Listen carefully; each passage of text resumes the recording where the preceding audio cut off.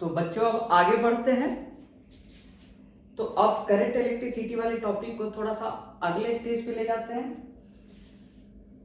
Heading का क्या नाम है? Response of conductors when they are exposed to electric field.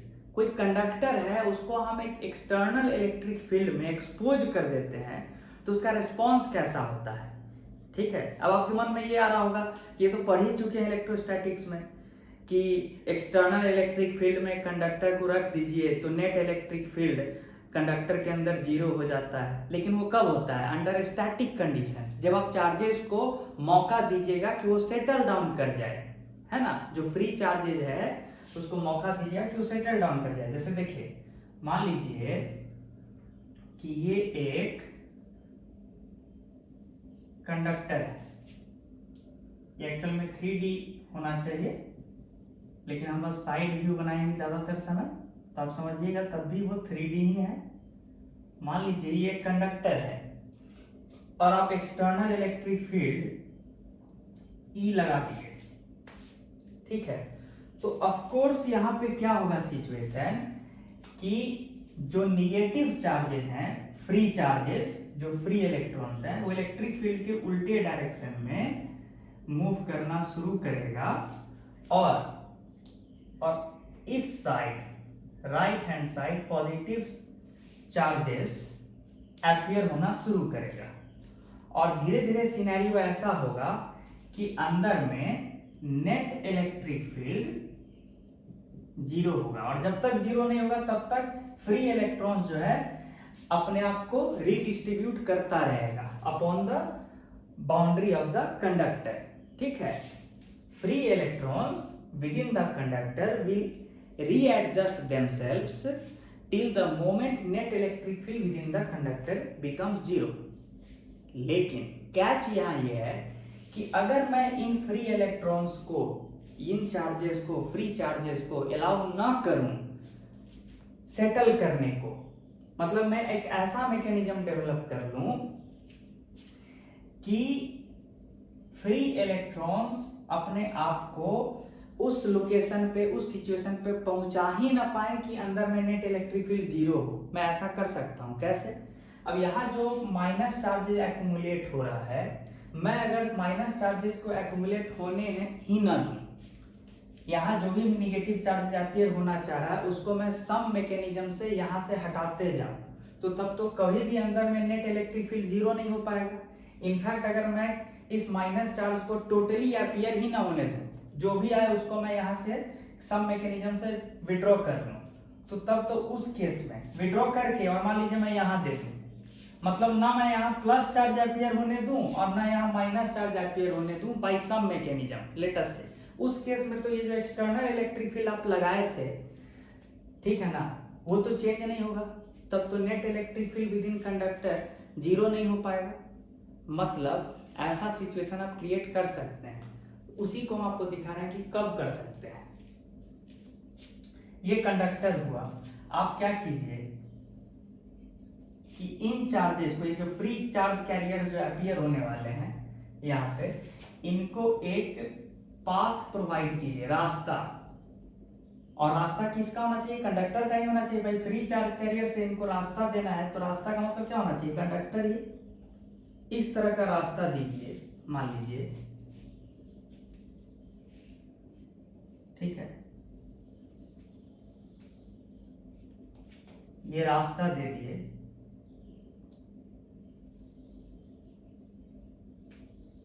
तो अब क्या होगा? कॉमन सेंस लगाइए कि जो फ्री चार्ज कैरियर्स है यहाँ एक्यूमुलेट नहीं हो पाएगा, क्योंकि इनको इधर मूव करने के लिए रास्ता मिल गया, तो इधर मूव करेंगे ऐसे, इस तरह से, ठीक है, इस तरह से, और अल्टीमेटली ये जितने निगेटिव फ्री चार्ज कैरियर्स हैं वो अल्टीमेटली यहाँ पे इन प्लस चार्जेस को न्यूट्रलाइज करते चले जाएंगे। इन शॉर्ट, इस मैकेनिज्म में ये हो रहा है कि although there is net external field, electric field within the conductor and charges are moving, और कभी ऐसा सिचुएशन आप डेवलप नहीं होने दे रहे हैं कि कि within the conductor net electric field 0 हो जाए, ऐसा होने ही नहीं दे रहा है। इस तरह के सिचुएशन को हम लोग क्या कहेंगे, डायनेमिक कंडीशन।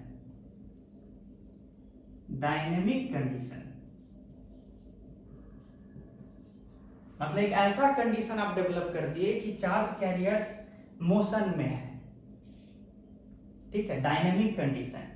देख रहे हैं डायनेमिक कंडीशन में खासियत क्या हुआ है कि within conductor net electric field 0 नहीं हुआ है, तो हम लिख सकते हैं अंडर डायनेमिक कंडीशन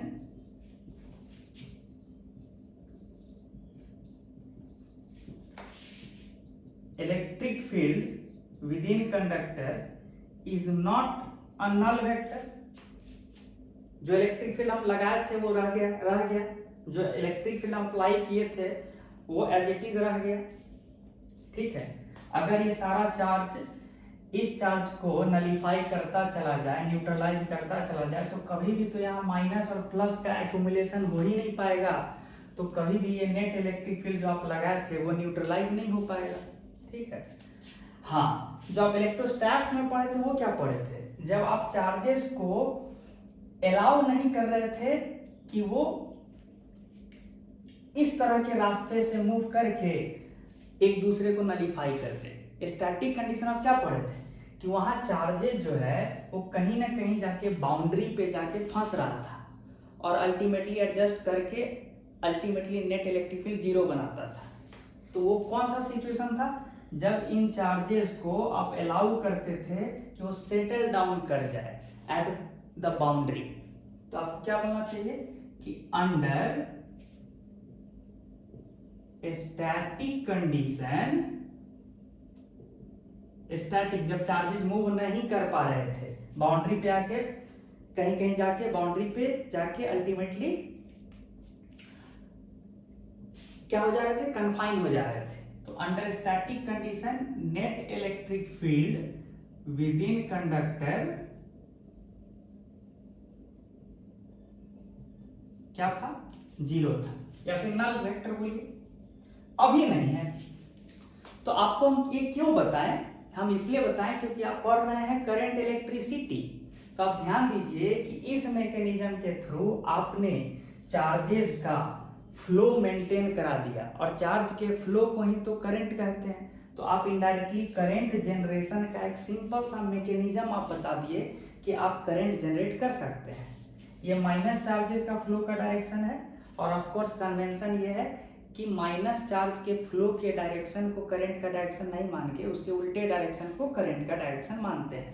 तो अगर कोई बोल दे कि करंट का डायरेक्शन क्या होगा इस समय, तो आपको बोलना होगा कि करंट का डायरेक्शन ये है, ये है,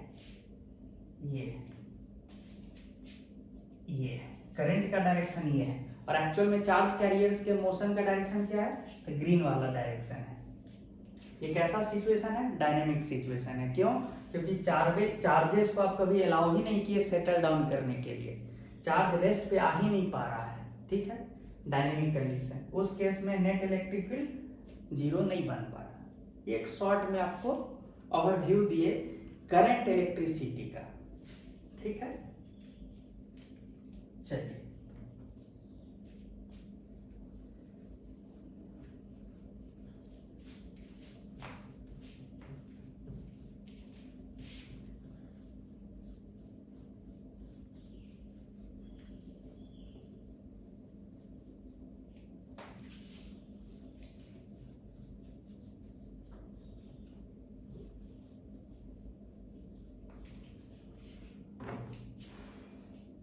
अब मेरा कहना है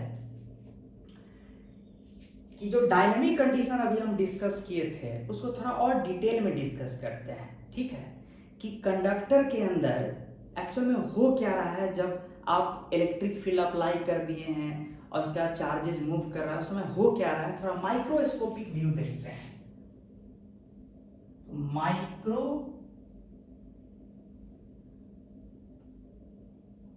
microscopic view of the conductor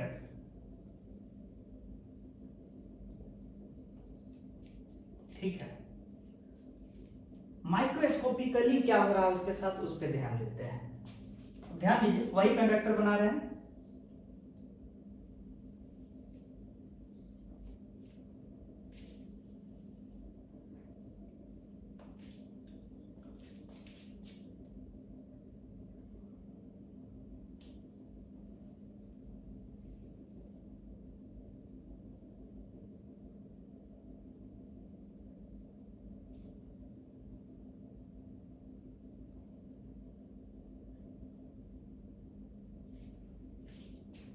ठीक है,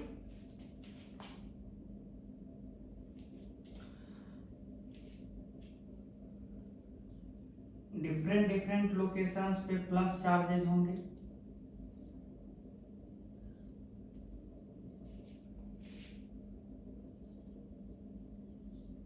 सम ऑफ द प्लस चार्जेस मतलब क्या, न्यूक्लियाई।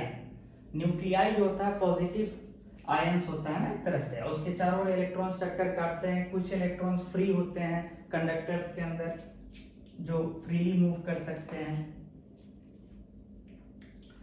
अब देखिए कि जब आप कोई इलेक्ट्रिक फील्ड नहीं लगाए थे, no electric field applied, no electric field, कोई भी इलेक्ट्रिक फील्ड नहीं है विद इन, कौन सा इलेक्ट्रिक फील्ड, जो आप बाहर से लगाए थे, external electric field, no electric field within conductor. पहले उस सिचुएशन का चर्चा करते हैं। उस समय क्या हो रहा होगा, तो उस समय क्या हो रहा होगा कि जो इलेक्ट्रॉन्स होगा, जो फ्री चार्ज कैरियर्स होता है, वो रैंडम डायरेक्शन में कोई ऐसा कोई ऐसा कोई ऐसा, ठीक है, कोई ऐसा, कोई यहाँ पे ऐसा, कोई यहाँ पे ऐसा, कोई ऐसा, इस तरह से जो फ्री चार्ज कैरियर्स होंगे रैंडमली मूव कर रहे होंगे, कोई ऐसा कोई ऐसा कोई ऐसा। तो free charge carriers random direction में अलग अलग जगह मूव कर रहे होंगे, ठीक है। अच्छा, तो कॉमन सेंस की बात है कि जब आप बाहर से कोई इलेक्ट्रिक फील्ड अंदर में नहीं लगाए हैं, तो कोई भी एक पर्टिकुलर क्रॉस सेक्शन को आप मार्क आउट कर लीजिए कंडक्टर के अंदर। तो dt टाइम पे नजर गराइए उस छोटे से क्रॉस सेक्शन पे। तो कॉमन सेंस की बात है, जितना चार्ज टुवर्ड्स राइट क्रॉस करके जाएगा, ऑलमोस्ट मोर और लेस उतना ही चार्ज टुवर्ड्स लेफ्ट क्रॉस करके जाएगा इस डेल्टा एस एरिया को। तो इन शॉर्ट आप क्या बोलना चाह रहे हैं, in short when the conductor is not exposed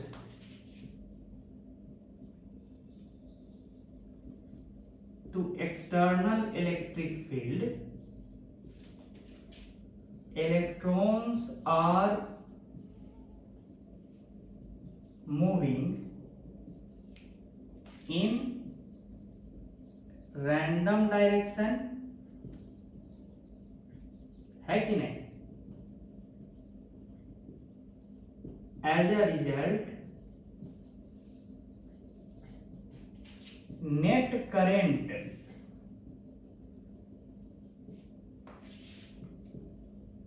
through any cross sectional area S, area delta S within the conductor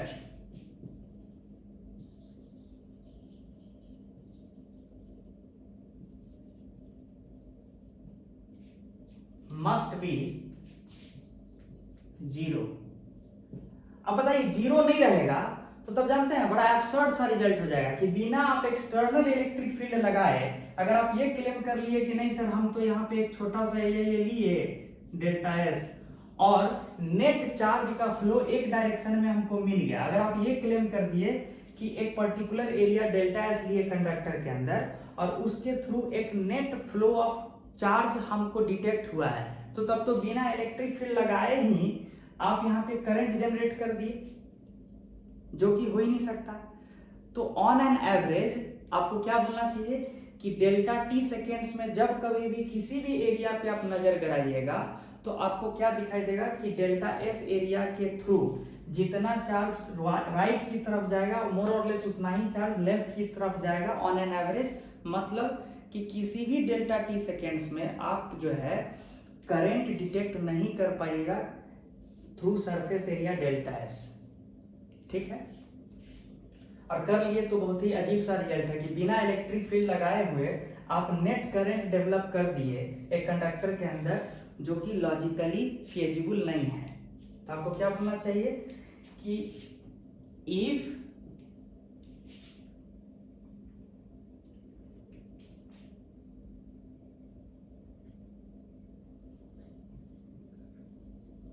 current through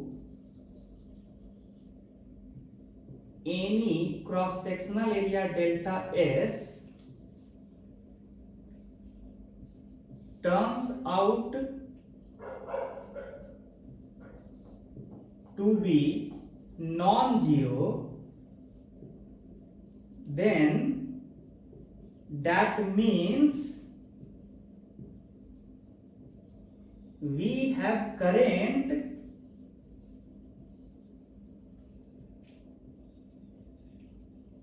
within conductor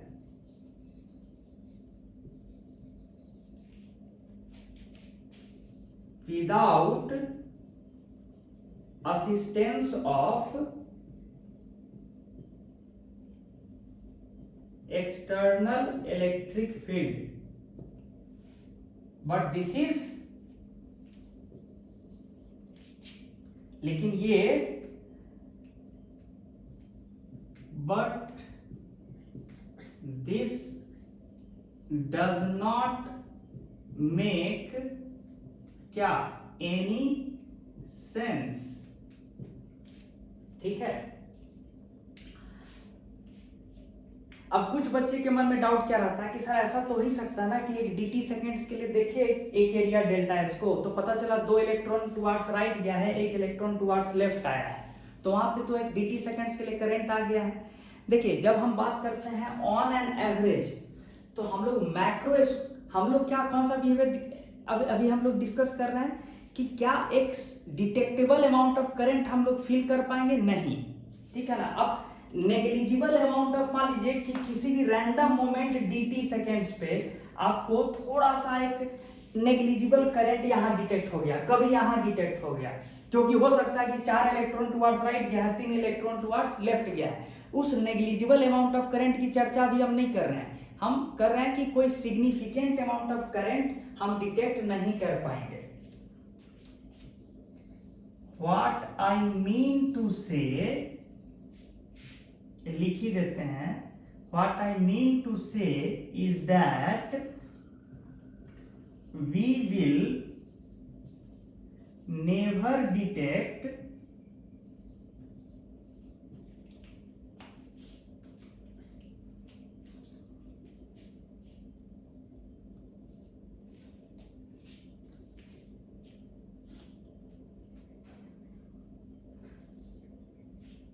never detect a significant current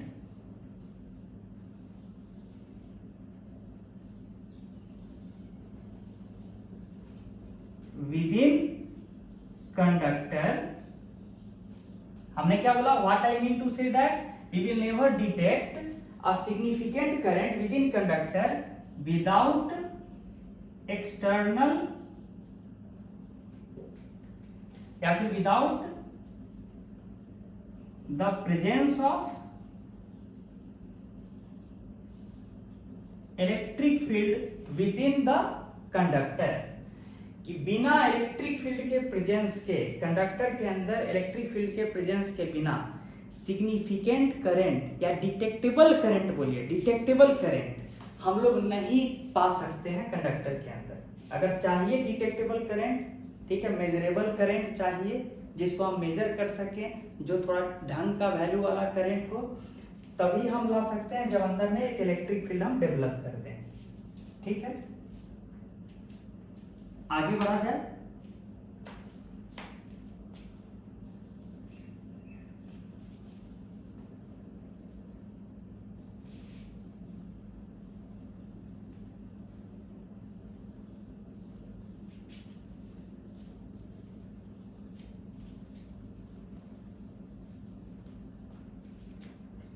तो अगला condition हम क्या डेवलप करने जा रहे हैं कि अब इलेक्ट्रिक फील्ड अप्लाई करेंगे। इलेक्ट्रिक फील्ड हम अप्लाई करने जा रहे हैं कंडक्टर के अंदर।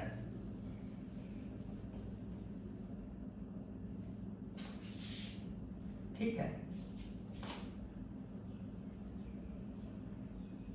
तो क्या होगा वो देखते हैं, देखा जाए। थोड़ा पानी पी के।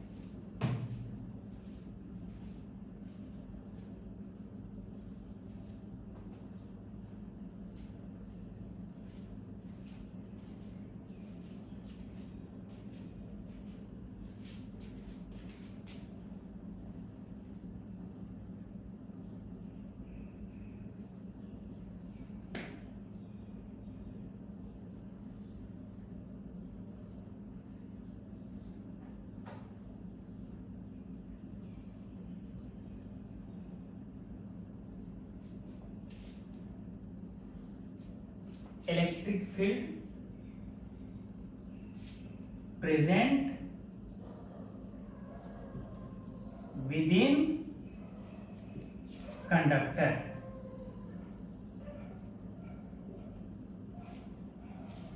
अब क्या होगा, मान लीजिए इलेक्ट्रिक फील्ड जो है इस डायरेक्शन में प्रेजेंट है कंडक्टर के अंदर थ्रू आउट।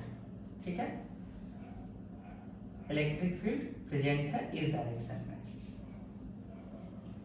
अब क्या होगा, देखिए इलेक्ट्रॉन्स पहले रैंडम डायरेक्शन में मूव कर रहा था, अब इलेक्ट्रिक फील्ड ऐसे लगा दिए हैं तो होगा क्या कि पहले जो इलेक्ट्रॉन जो है, सिचुएशन को थोड़ा कंपेयर कीजिए।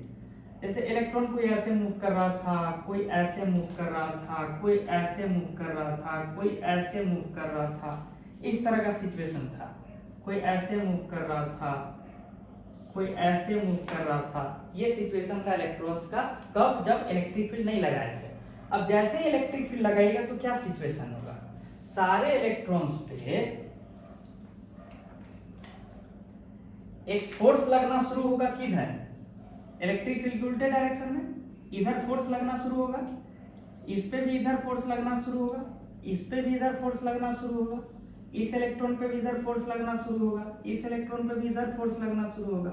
इस तरह से एक फोर्स लगना शुरू होगा, इलेक्ट्रिक फील्ड का फोर्स। ठीक है, ये फोर्स का डायरेक्शन है। रेड वेक्टर जो है इलेक्ट्रिक फील्ड के द्वारा लगाया गया फोर्स का डायरेक्शन है। तो होगा क्या कि जो ओरिजिनल जो आपका इलेक्ट्रॉन का जो मोशन होता वो अब नहीं हो पाएगा। अब थोड़ा सा देखिए, ये जो नेट जो फोर्स लग रहा है ना टुवर्ड्स लेफ्ट, इसकी वजह से क्या होगा कि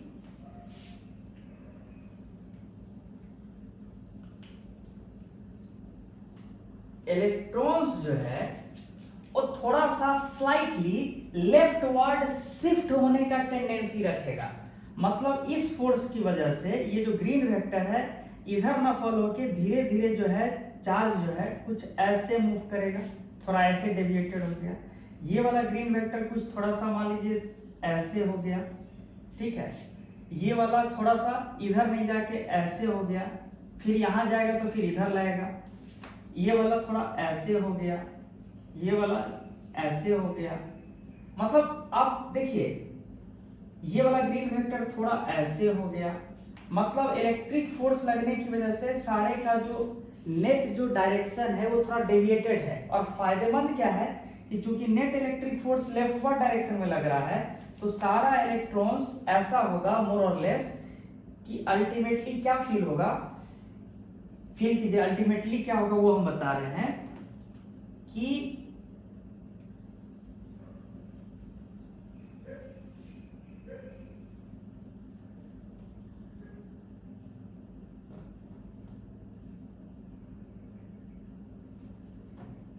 अल्टीमेटली क्या होगा ये देखिए कि रैंडम वे में इलेक्ट्रॉन्स मोर और लेस इस तरह से कभी इधर, लेकिन ऐसे करते हुए देखिए जिगजैग मैनर में इलेक्ट्रॉन्स जो है समव्हाट लेफ्टवर्ड डायरेक्शन में ड्रिफ्ट होता जाएगा। ड्रिफ्ट मतलब स्लोली लेफ्टवर्ड डायरेक्शन में मूव करेगा। क्यों?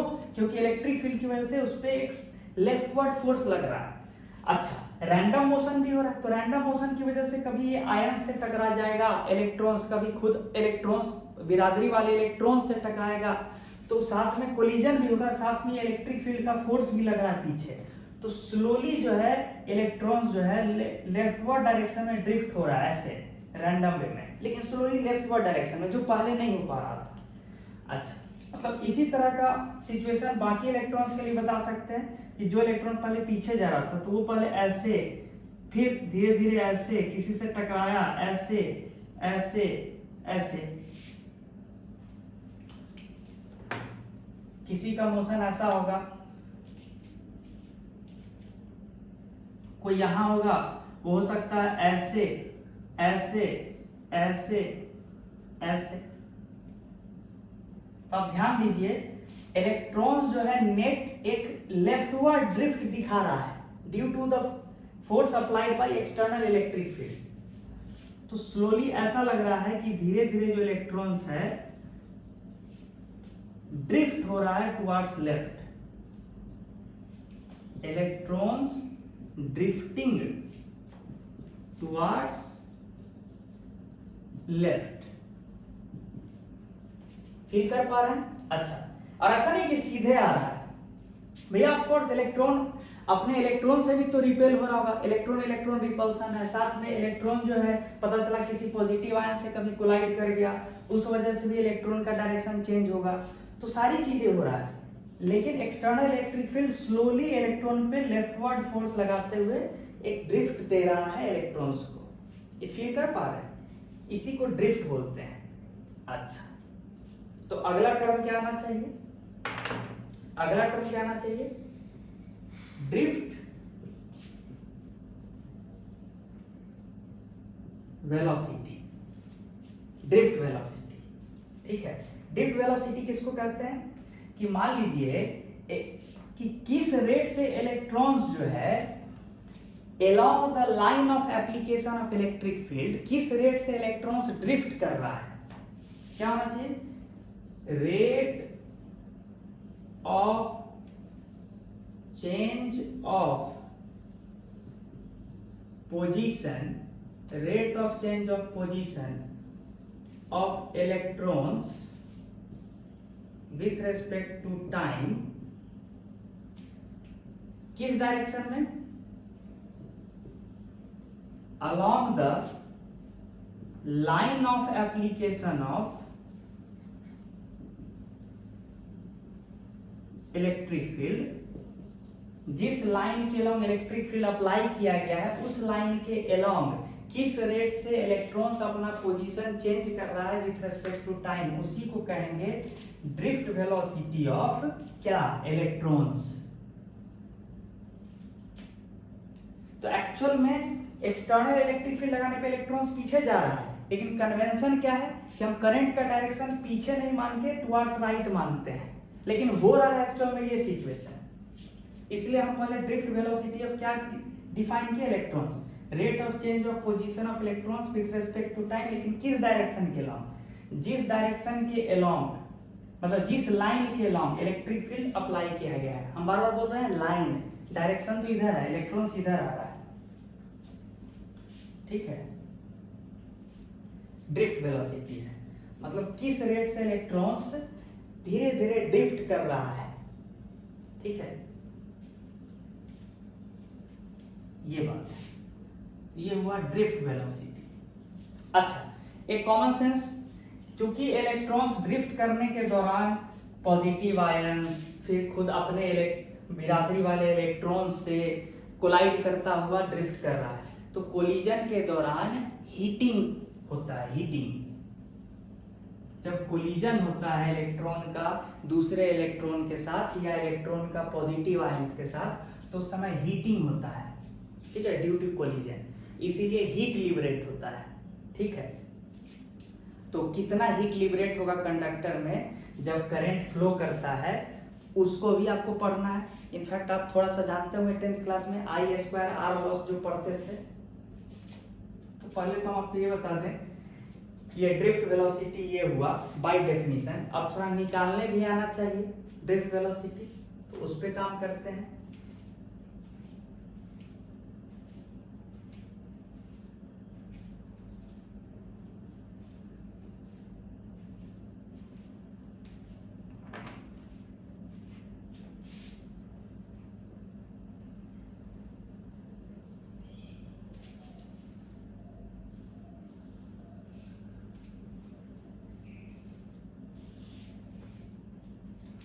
एक बात देखिए, मान लीजिए हम किसी भी इलेक्ट्रॉन को पकड़े, मान लीजिए इस इलेक्ट्रॉन को पकड़े, बाकी को भूलिए, इस इलेक्ट्रॉन को पकड़े और इस इलेक्ट्रॉन, बाकी चीज भूलिए, थोड़ा सा साफ सुथरा बना देते हैं।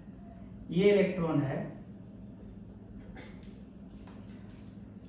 लेटर से इस इलेक्ट्रॉन को हम ith इलेक्ट्रॉन बोलते हैं, फिर जनरलाइज कर देंगे सारे इलेक्ट्रॉन के लिए। उस ith इलेक्ट्रॉन के साथ क्या हो रहा है कि थोड़ा आगे बढ़ेगा, किसी आयन से टकरा जाएगा, फिर आगे बढ़ेगा, फिर दूसरे आयन से टकरा जाएगा। तो हम यहां अज्यूम कर रहे हैं कि दो कंजिक्यूटिव कोलिजन के बीच इलेक्ट्रॉन्स सिर्फ और सिर्फ इलेक्ट्रिक फील्ड के प्रेजेंस में ही मूव कर रहा है ना। मतलब कि हम ये बोल सकते हैं ना, बिटवीन टू सक्सेसिव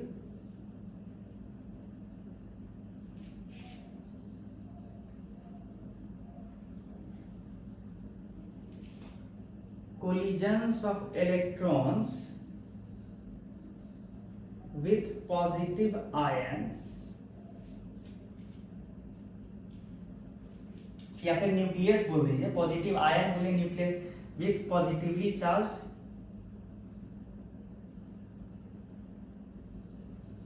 न्यूक्लियाई, ये बोल दीजिए। Between two successive collisions of electrons with positively charge nuclei, the only force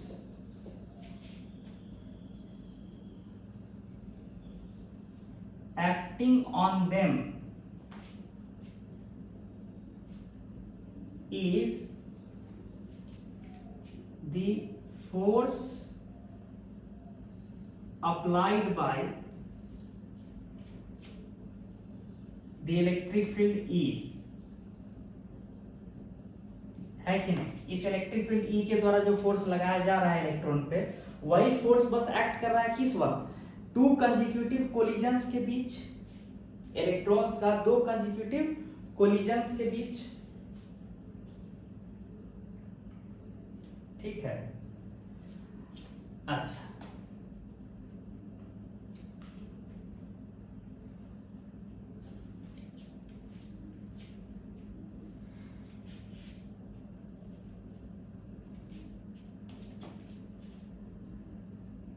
अब ith जो इलेक्ट्रॉन है उसके लिए हम क्या लिख सकते हैं, हम जो भी एनालिसिस कर रहे हैं वो बिटवीन टू सक्सेसिव कोलिजन्स, तो हम क्या लिख सकते हैं, for the time interval between two successive collisions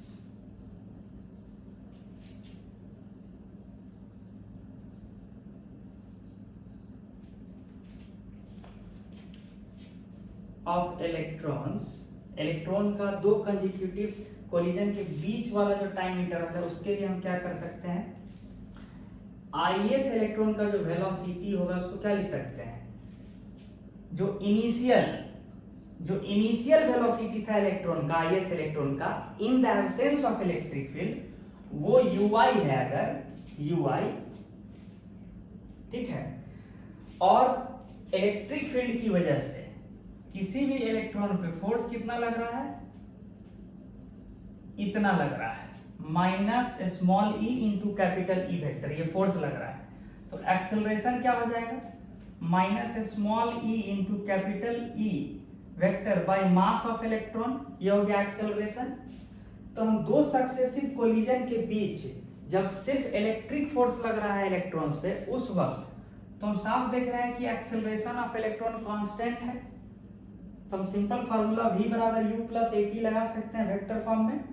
तो vi बराबर ui वेक्टर एक्सेलरेशन के बदले minus small e capital E vector by me into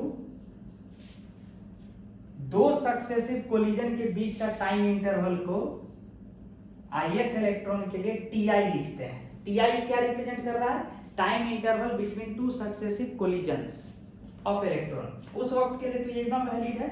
v बराबर u plus at where acceleration is negative, इसलिए ऐसा। ठीक है, ये एकदम आराम से लिखा जा सकता है किसी भी जनरल ith इलेक्ट्रॉन के लिए। फिर आगे बढ़ेंगे, पहले इतना लिखिए।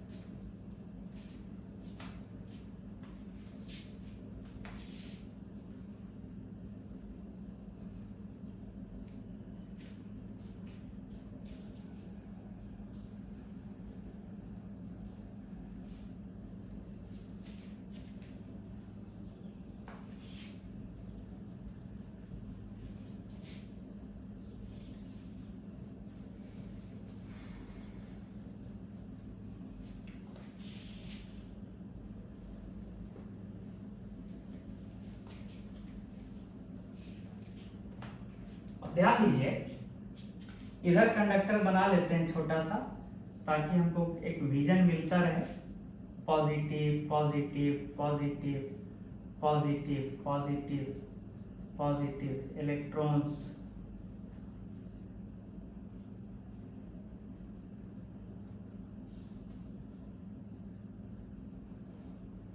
ठीक है, and so on.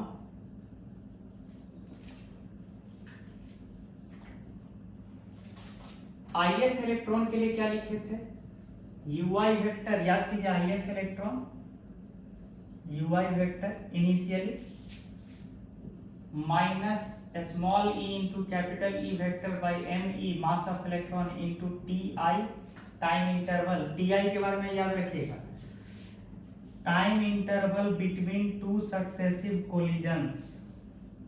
Time interval between two successive यानी consecutive collisions of ith electron, ये ti है।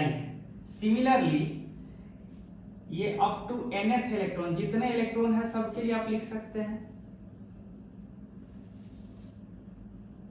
ठीक है ना।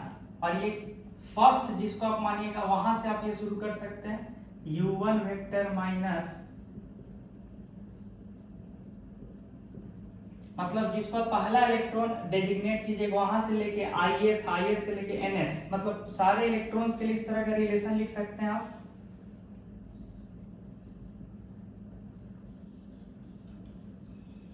और हर इलेक्ट्रॉन का जो टाइम इंटरवल होगा बिटवीन टू सक्सेसिव कोलिजन, मतलब दो कोलिजन के बीच का जो टाइम इंटरवल है वो जरूरी तो नहीं हर इलेक्ट्रॉन के लिए सेम हो, इसलिए हर इलेक्ट्रॉन के लिए, फर्स्ट इलेक्ट्रॉन के लिए टाइम इंटरवल t1 लिए हैं, ith के लिए ti लिए हैं, nth के लिए tn लिए हैं। तो इन जनरल इस तरह के सारे जो वेलोसिटीज है, इसको अगर हम ऐड करें, सारे वेलोसिटीज को, इस तरह के जो ith वेलोसिटी वेक्टर है उसको हम ऐड करें फ्रॉम i बराबर 1 से लेके n तक, तो इधर भी समेशन जाएगा। तो समेशन यहाँ पे क्या होगा, ui पे समेशन i बराबर 1 से लेके n तक, मतलब सारा इलेक्ट्रॉन्स पे, माइनस यहाँ पे समेशन जाएगा तो क्या होगा, e small e capital E vector by me और summation of ti where I belongs to 1 ranges from 1 to n। ये सिचुएशन है अब आप बताइए ये है क्या, सारे इलेक्ट्रॉन्स का जो वेलोसिटी वेक्टर्स है उसका समेशन है। अगर हम through out divided by n कर दें, थ्रू आउट, तो क्या होगा, ध्यान दीजिए, थ्रू आउट मैंने डिवाइडेड बाई क्या कर दिया, n। अब ध्यान दीजिएगा,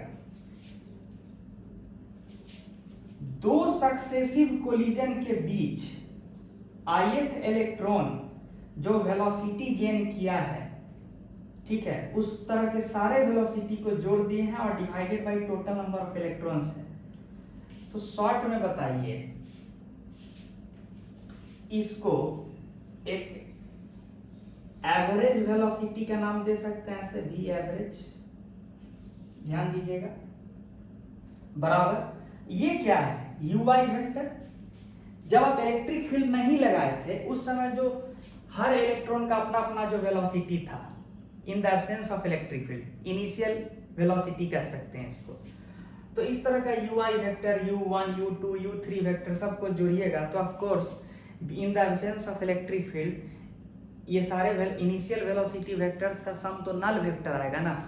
बिना इलेक्ट्रिक फील्ड लगाए ऐसा हो ही नहीं सकता कि सारा इलेक्ट्रॉन्स का वेलोसिटी का सम नॉन जीरो वेक्टर आ जाए, ये नहीं हो सकता। अगर नॉन जीरो आ जाएगा मतलब सारे इलेक्ट्रॉन्स के पास एक नेट एवरेज मोमेंटम आ जाएगा। अगर ये जीरो नहीं आया तो तब तो आप ये बोल दीजिएगा कि बिना इलेक्ट्रिक फील्ड के भी सारे इलेक्ट्रॉन्स के पास एक एवरेज मोमेंटम है, जो कि हम लोग डिस्कस किए हैं, नहीं होगा, ठीक है ना। एवरेज मोमेंटम आ जाएगा यानी एवरेज करंट आ जाएगा even in the absence of electric field, जो होगा नहीं।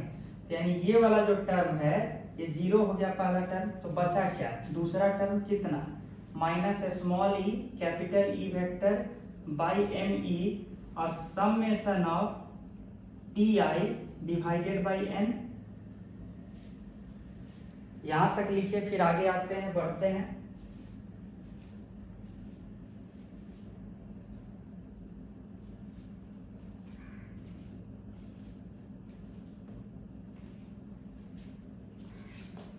ऊपर वाला चीज मिटाते हैं,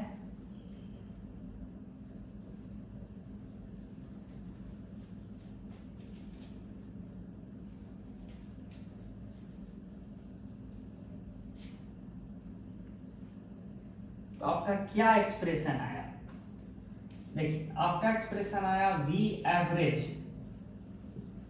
average velocity of electrons between two successive collisions is equal to minus small E capital E vector by M E, और ये जो time interval between two successive collisions का समेशन है डिवाइडेड बाई एन है, तो ये क्या हो जाएगा, average time interval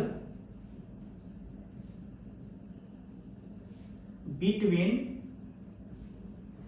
to consecutive collision या सक्सेसिव कोलिजन, उसके बीच का एक एवरेज टाइम इंटरवल मिल गया, एक average time interval between two successive collision, ये हो गया। इसको सिंबॉलिकली हम लोग टाउ से रिप्रेजेंट करते हैं, टाउ। तो यहां पे हम क्या लिखें, टाउ। ध्यान दीजिए कि इलेक्ट्रॉन्स का जो एवरेज वेलोसिटी आया है वो इलेक्ट्रिक फील्ड के उल्टे डायरेक्शन में आया है कि नहीं, इलेक्ट्रिक फील्ड इधर था, इधर, तो और average velocity of electrons between two successive collision वो किस डायरेक्शन में आया है, इलेक्ट्रिक फील्ड के जस्ट उल्टे डायरेक्शन में। लेकिन हम तो याद कीजिए ड्रिफ्ट वेलोसिटी के बारे में क्या कमेंट किए थे कि जो इस डायरेक्शन में जो इलेक्ट्रॉन्स का वेलोसिटी होगा इस डायरेक्शन में, वही तो ड्रिफ्ट वेलोसिटी है। तब तो ये जो क्वांटिटी है यही ना ड्रिफ्ट वेलोसिटी ऑफ इलेक्ट्रॉन्स है। तो हम क्या बोलते हैं, ड्रिफ्ट वेलोसिटी ऑफ इलेक्ट्रॉन्स, मतलब इलेक्ट्रॉन्स का ड्रिफ्ट करने का rate with in the conductor क्या हो जाएगा, ड्रिफ्ट वेलोसिटी को सिंबॉलिकली vd से रिप्रेजेंट करते हैं, वो मैग्नीट्यूड वाइज क्या हो जाएगा, ये हो जाएगा। ये याद करने वाली बात है, ये याद रखिएगा, बहुत इंपॉर्टेंट रिजल्ट है, ठीक है। अच्छा, और कुछ बताने योग्य चीज, एक चीज और बतानी होगी, ये जो टाउ है, टाउ क्या था, एवरेज वैल्यू है किस चीज का, जो अलग अलग इलेक्ट्रॉन्स का अलग अलग टाइम इंटरवल था, किस चीज का, बिटवीन टू सक्सेसिव कोलिजन, मतलब दो कोलिजन के बीच का जो टाइम इंटरवल है वो अलग अलग इलेक्ट्रॉन का अलग अलग था, तो उसका एक मीन वैल्यू, एवरेज वैल्यू को आप टाउ बोले। इसको रिलैक्सेशन टाइम भी कहते हैं। Tau is known as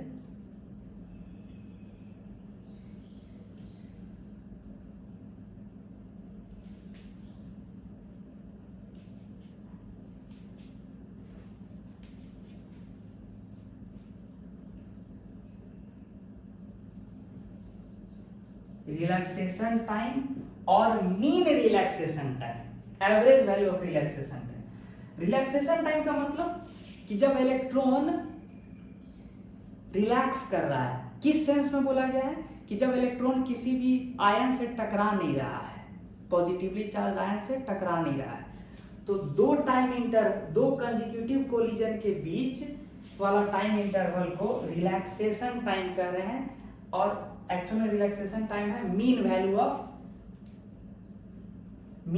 of such time interval. दो कोलिजन के बीच का जो टाइम इंटरवल है उसके मीन वैल्यू को रिलैक्सेशन टाइम कर रहे हैं, क्योंकि उस वक्त ऐसा लग रहा है मानो इलेक्ट्रॉन रिलैक्स कर रहा है, मतलब किसी से टकरा नहीं रहा है, तो ये रिलैक्सेशन टाइम कहलाता है। ठीक है, तो मेरे हिसाब से आज के लिए इतना ही रखते हैं, फिर अगले क्लास में चर्चा को आगे बढ़ाएंगे। आज के लिए इतना ही, गुड बाय, थैंक यू।